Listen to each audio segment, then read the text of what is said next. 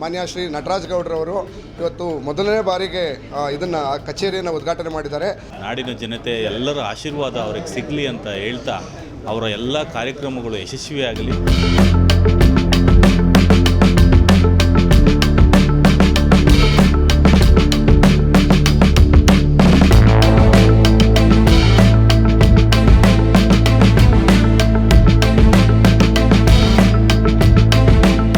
ಕರ್ನಾಟಕ ರಾಜ್ಯ ಕಾಂಪೋಸ್ಟ್ ಅಭಿವೃದ್ಧಿ ನಿಗಮದ ಅಧ್ಯಕ್ಷರಾಗಿರ್ತಕ್ಕಂಥ ಮಾನ್ಯ ಶ್ರೀ ನಟರಾಜ್ ಗೌಡ್ರವರು ಇವತ್ತು ಮೊದಲನೇ ಬಾರಿಗೆ ಇದನ್ನು ಕಚೇರಿಯನ್ನು ಉದ್ಘಾಟನೆ ಮಾಡಿದ್ದಾರೆ.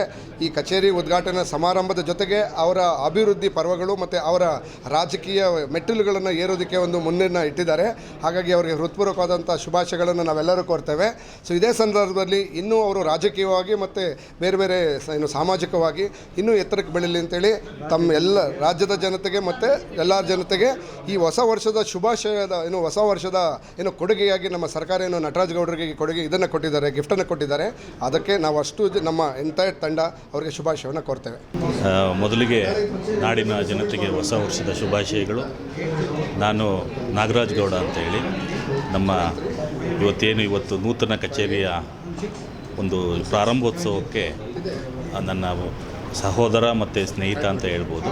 ವೈಯಕ್ತಿಕವಾಗಿ ನಾನು ಇಲ್ಲಿ ಬಂದು ಅವರಿಗೆ ಒಂದು ವಿಶಸ್ನ ತಿಳಿಸ್ಬೇಕು ಅಂತೇಳಿ ನನಗೆ ಆಹ್ವಾನವನ್ನು ಕೊಟ್ಟಿದ್ದರು. ಅದಕ್ಕೆ ನಾನು ಮನಸಾ ಇಚ್ಛೆ ಬಂದು ಅವರು ಈ ಅಧಿಕಾರವನ್ನು ವಹಿಸಿಕೊಂಡ ನಂತರದಲ್ಲಿ ಮೊದಲ ಬಾರಿಗೆ ನೂತನ ಕಚೇರಿಯನ್ನು ಇವತ್ತು ಪ್ರಾರಂಭ ಮಾಡಿದ್ದಾರೆ. 2026 ಹೊಸ ವರ್ಷ ಅವರ ಹುದ್ದೆಗೆ ಎಲ್ಲ ರೀತಿಯ ಒಂದು ಅಭಿವೃದ್ಧಿಯ ಕಾರ್ಯಕ್ರಮಗಳನ್ನ ಬೆಂಗಳೂರನ್ನು ಸ್ವಚ್ಛವಾಗಿ ಇಡ್ತಕ್ಕಂಥ ಕಾರ್ಯಕ್ರಮವನ್ನು ಮಾಡೋದಕ್ಕೆ ಅವರಿಗೆ ಸತತವಾಗಿ ಬೆಂಬಲವಾಗಿ ನಾಡಿನ ಜನತೆ ಎಲ್ಲರ ಆಶೀರ್ವಾದ ಅವ್ರಿಗೆ ಸಿಗಲಿ ಅಂತ ಹೇಳ್ತಾ ಅವರ ಎಲ್ಲ ಕಾರ್ಯಕ್ರಮಗಳು ಯಶಸ್ವಿಯಾಗಲಿ. ಮುಂದಿನ ದಿನಗಳಲ್ಲಿ ಅವರಿಗೆ ಈ ಹುದ್ದೆಯನ್ನು ಅಲಂಕರಿಸಿದ ನಂತರ ಈ ಹುದ್ದೆಗೆ ಮತ್ತು ಈ ಸಂಸ್ಥೆಗೆ ಒಂದು ಒಳ್ಳೆಯ ಹೆಸರನ್ನು ಮಾಡಿಕೊಡ್ತಕ್ಕಂಥ ಕೆಲಸವನ್ನು ನಟರಾಜ್ ಗೌಡರು ಮಾಡಲಿ.